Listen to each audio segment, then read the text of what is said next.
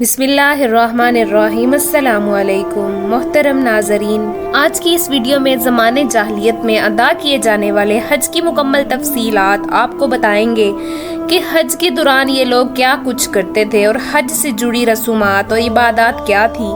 حج کے دوران یہ لوگ اپنے کتو کو کیسے پکارتے تھے اور حج کے علاوہ دیگر کون سی وہ رسومات اور عبادات تین زمانے جاہلیت کی جن کا دین اسلام نے سرے سے خاتمہ فرما دیا۔ محترم ناظرین، تاریخ کے مطالعے سے معلوم ہوتا ہے کہ باقاعدہ سلسلہ حج کا آغاز بعثیت نبوی صلی اللہ علیہ وسلم سے 3000 سال قبل ہوا اور یہ کسی نہ کسی شکل میں حضور نبی کریم صلی اللہ علیہ وسلم کی آمد تک جاری رہا، لیکن وقت گزرنے کے ساتھ ساتھ حضرت ابراہیم علیہ السلام کے مقرر کردہ حج کے طریقوں میں تحریف اور تبدیلی کی جانے لگی اور ان کی در پہ تبدیلیوں کے عمل سے مسخ ہوتی چلی گئی اور بالآخر ایسی بے بنیاد رسموں کی صورت اختیار کر گئی جو کہ حضرت ابراہیم علیہ السلام کی تعلیمات گنوں سے قطعا مختلف تھی۔ قرآن حکیم نے متعدد مقامات پر ان تحریفات کا ذکر کیا ہے کہ محترم ناظرین، زمانے جاہلیت کی رسوم میں ایک رسم جسے جاہل عربوں نے اپنے ہاں بطور خاص رواج دے رکھا تھا، احرام باندھنے سے متعلق تھی۔ اہل عرب حج کے ارادے سے احرام باندھ لیتے تو وہ اپنے گھر میں نہ صرف اصل دروازوں یعنی سامنے کے مرکزی دروازے سے داخل ہونا حرام قرار دیتے تھے، بلکہ عقبی دیوار پھیلانگ کر یا پچھواڑے میں کسی کھڑکی یا روشن دان کے راستے سے گھر کے اندر داخل ہوتے تھے اور آپ نے اس فعل کو مناسک حج کا حصہ اور عبادت تصور کرتے تھے۔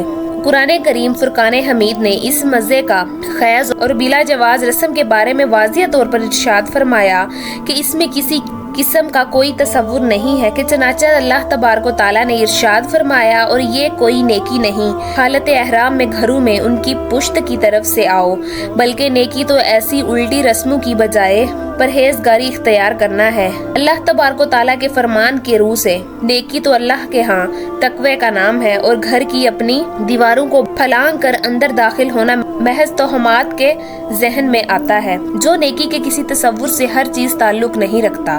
قرآن مجید فرقان حمید نے اس طرح نیکی کا اصول بیان فرما کر ان بیہودہ اور لغو رسوم کا ہمیشہ کے لیے خاتمہ فرمایا۔ یاد رہے کہ زمانے جاہلیت کے عربوں کے آباء و اجداد دین حنیف کے پیروکار گزرے تھے، مگر ان کی نفسیاتی خواہشات اور توہم پرستی انہیں گمراہی کی ہانک لے گئی، جس کے نتیجے میں ان کے مذہبی افکار پر آگندہ ہوئے اور انہوں نے بت بنائے، عبادات کے انداز بدلے، رسموں کا اختراع کیا اور اس طرح خود ساختہ معبودوں کی عبادات کی رسم و رواج ان کی معاشرے میں سرایت کرتے چلے گئے۔ فطری طور پر انسان کو جو طہارت و نفاست یعنی اعمال و فطرت عطا کی گئی تھی، جاہلیت کے زمانے میں عرب بھی ان پر پابند ہیں، جیسا کہ کولی کرنا، ناک صاف کرنا، ناخن تراشنا، استنجا کرنا، مسواک کرنا وغیرہ، جو وہ باقاعدگی کے ساتھ کرتے، بلکہ مرنے والے افراد کی میت کو بھی غسل دیتے اور کفن پہنا کر جنازے کی نماز بھی ادا کرتے تھے، اگرچہ ان کی نماز مختلف تھی۔ اس طرح روزے رکھتے اور حج بھی کرتے تھے، مگر ان تمام عبادات کو اصلی صورت سے مسخ کر کے ایک نئی اور گمراہ ترین رسومات کا سلسلہ شروع کر دیا۔ عرب زمانے جاہلیت میں حج کرتے اور احرام باندھتے تھے۔ حج کی ادائیگی کے معاملے میں ان کے طبقات تھے، جنہیں اگر مذہبی طبقات یا حج کے روایتی توقعات کہا جائے تو مناسب ہوگا۔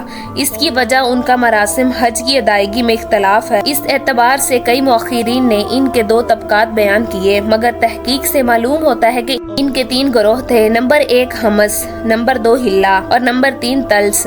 حمص کے سکردہ قبائل میں کنارہ قضائے قریش سے پیدا ہونے والے تمام عرب قبائل تھے۔ مکہ کے آس پاس قیام پذیر ہونے کی بنا پر عامر بن منان بن کنان بن سپریم بن عدوان بن حمص قبائل میں شامل تھے، یعنی سب حمشیوں کے حج کے دوران کچھ خاص رسمیں ہوا کرتی تھیں۔ چنانچہ حج کے موسم میں حمشیوں کے اعمال کے ضمن میں امام ارتضی فرماتے ہیں کہ قریش وہ قبائل جن میں قریش نے اپنی عورتوں کو بہا ہوا دیکھا جو ان کے حلیف اور مددگار تھے، مثلاً بنی سپنی، بنی لیس، بنو بکر، بنو کنانا، बनी जलीला और बनी आमर वगैरह। उन्हें हमस कहा जाता था।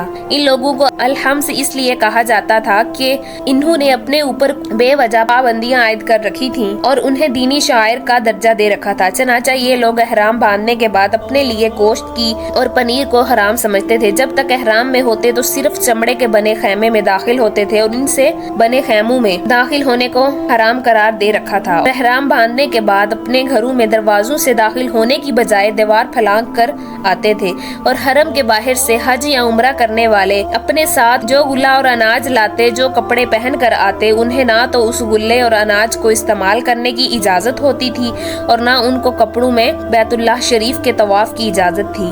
उन्होंने ये पाबंदी भी आयद कर रखी थी कि सबसे पहला तवाफ हमस के दिए हुए कपड़ों में ही किया जाएगा और अगर कई कपड़े देने से इनकार कर देते तो उन्हें बरहना तवाफ करना पड़ता था। इसी तरह कुरैश के लोग हज के दौरान दीगर हजाज की तरह अरफात में वकूफ करने की बजाय मुज़दलिफा में वकूफ करते थे, क्योंकि अरफात हदूद हरम से बाहर है जबकि मुज़दलिफा हदूद हरम में है।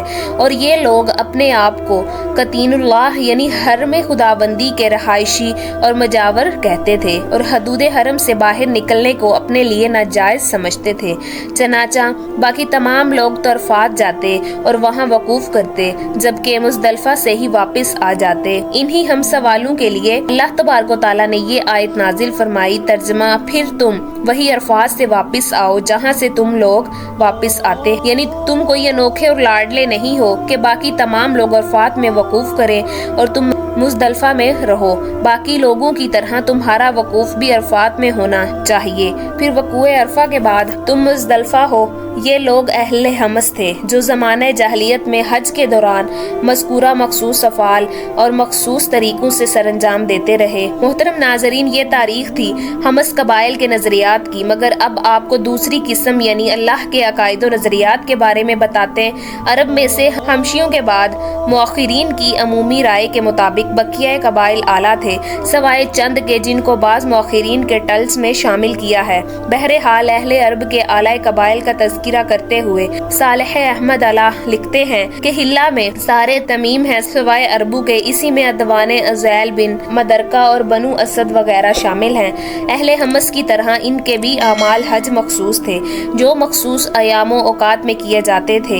इन अमाल और रसूम के बारे में बयान किया गया है कि हिल्ला वाले हरम में शिकार करने को हराम जानते थे और इसके अलावा हलाल मनासिक ने तरतीब कायम रखते थे।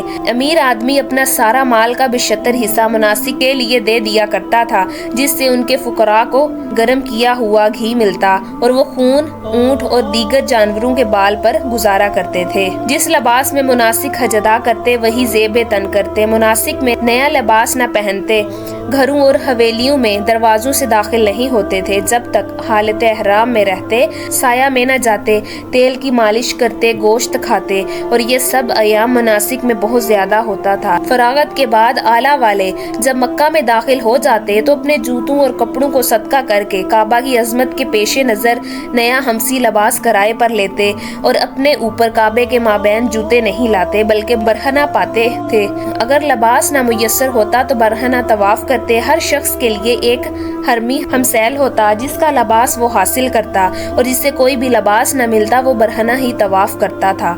आला वाले बैतुल्लाह की जानिब लौटते हुए तवाफ के लिए लिबास किराया पर हासिल करते थे, क्योंकि जब वो बहसीयत हजाज घरों से निकले तो सवाए गोश्त के खरीदो फरोख्त को आराम करार दे दिया था। यहाँ तक के अपने घरों को लौट जाते। उनके एहराम ही के मुतल्लिक मनकूल है कि मर्द औरत अपने पहले हज का तवाफ बरहना होकर करते।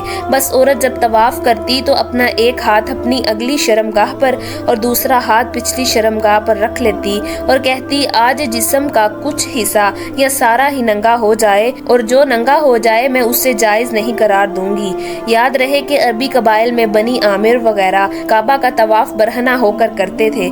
मर्द दिन में और औरतें रात में तवाफ करती थी। नाजरीन गरामी, अब तक तो आपने ज़माने जाहलियत के दो तबकात हम सवाले और हिल्ला कबाइल के हज के अकायद नजरियात के बारे में जाना। अब हम जानेंगे कि तीसरे तबके तलफ़ुज़ के बारे में। तल्ज़े अरब में से हम शियों को अलहदा करने के बाद रोखन की अमूमी राय के मुताबिक होना ये चाहिए कि बकिया तमाम कबाइल आला शुमार, मगर मोहम्मद बिन हबीब ने इस कसम में एक तीसरी किस्म दल्ज का इजाफा किया चनाचा वो लिखते हैं कि और वो तमाम अहले यमन, अहले हजरत मौत और अयाद बिन नसार हैं। राम तरसी अफराद के अमूर हज के बारे में तफसीला जिक्र करते हुए लिखते हैं, फिर सवाल हलु हमस के माबैन है।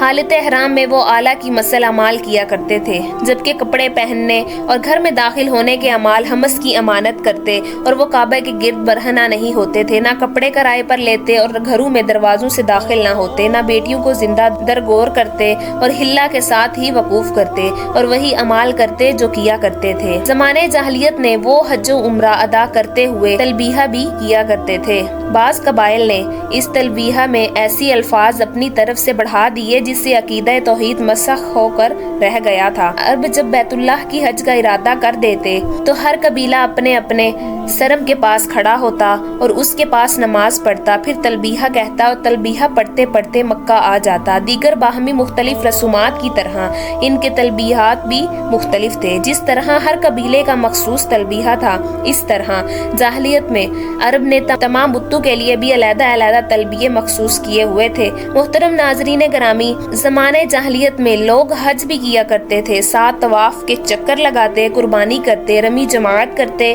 पत्थरों को तबरकन छूते, अशरे हरम का एहतराम करते। इन महीनों में लड़ाई झगड़ा और कत्लो कताल न किया करते। अहले कुरान जब हज के लिए काबा में आते तो ऊपरम के पास अपने कामों में मशवरा लेने आते और फांसे के तीर फेंकते थे। इन मुकामाते मुकद्दसा और इंसानों कदों और बुत कदों का लोग हज करते और उनके पास मेले लगाते थे। हर साल के महीने मुकर्रर करते थे जिनमें जंगों के दाल की ममानत थी कि हराम के महीने कहलाते थे और इन्हीं में हज करते थे। हज के लिए दूर दूर से लोग आते। काबा की तरफ मशहूर ज़ेशरी था, उसे रब्बुल बैत कहते थे। हज की जगह काबा थे। इन असनाम की नजर नयाज भी करते हैं, इन्हें अच्छे अच्छे तोहफे देते, हथियार पेश करते थे और समाने ऐशो इशरतों के लिए जाते थे। जनूबी अरब वाले सोने चांदी लकड़ी के नकूश भी पेश किया करते थे। अरबों के दौरे जाहलियत की एक और रस्म और हज और उम्रे के मुतल्लिक थी। इनका अकीदा था कि एक ही सफर में हज और उम्रे की अदायगी यकजा नहीं हो सकती। इस गलत अकीदे की बिना पर इन्होंने हज और उम्रे के लिए अलग अलग महीने मुकर्रर कर रखे थे, जिसके लिए वो जुदा जुदा सफर इख्तियार करते। इससे दूर दराज की मुसाफत तय करके आने वाले लोगों को दुश्वारी का सामना करना पड़ता था। इस्लाम की आमद के बाद इस बुत साख्ता रस्म को मंसूब कर दिया गया और एक ही सफर में हज और उम्रा करने की हर एक को इजाजत मिल गई। कुरान करीम फुरकान हमीद में इरशाद फरमाया गया, तर्जमा, जो शख्स बैतुल्लाह का हज या उम्रा करे तो उस पर कोई गुनाह नहीं कि इन दोनों के दरमियान चक्कर लगाए। जाहलियत के दौर में हज के दौरान एक और बात भी होती थी कि सफा और मरवा की साई सारे हाजी नहीं किया करते थे, उसे सिर्फ कुरैश के लिए मखसूस समझा जाता था। कुरैश और उनके हलीफा कबाइल बैतुल्लाह के तवाफ के बाद सफा और मरवा की सही किया करते थे, जबकि दूसरे कबाइल जिनमें इन सारे मदीना के दोनों कबीले ओस और खसूत भी शामिल थे, तवाफ़े काबा के बाद अपने अपने बुख्तानों का रुख करते और उनका कहना था कि सफा और मरवा के साई सिर्फ कुरैश के लिए हैं, इसलिए कि जिस खातून यानी हजरत बीबी हाजरा सलामुल्लाह अलैहा की सुन्नत के तौर पर यह सही की जाती है, कुरैश की माँ थी। लेकिन हजरत सल्लल्लाहु अलैहि वसल्लम ने फतह मक्का के बाद तमाम बुतखाने ख़त्म करवा दिए और पूरे जजीरा अरब में कोई खाना बाकी न रहने दिया, तो अंसारे मदीना को बतूर ख़ास ये उलझन पेश आई कि वो तवाफ़े काबा के बाद क्या करेंगे। इस पर कुरान करीम फुरकान हमीद में नाजिल हुआ कि सफ़ा और मरवा ने बैतुल्लाह की तरह शायर अल्लाह में से है, इसलिए जो लोग हज या उम्रा के लिए आए बैतुल्लाह के तवाफ़ के साथ सफ़ा और मरवा के सही भी करें। इस तरह हज और उम्रे के लिए आने वाले तमाम हजरात के लिए सफ़ा मरवा को सही ज़रूरी करार दिया गया। मोहतरम नाजरीन, ये थी ज़माना जाहलियत के हज के बारे में मुकम्मल तफसीलात। उम्मीद करती हूँ कि आपको हमारी आज की वीडियो अच्छी लगी होगी। अगर आपको हमारी वीडियो अच्छी लगी है तो वीडियो को लाइक कीजिए और हमारे चैनल को सब्सक्राइब कीजिए। मिलते हैं नेक्स्ट वीडियो में, इजाज़त दीजिए, अल्लाह हाफिज़।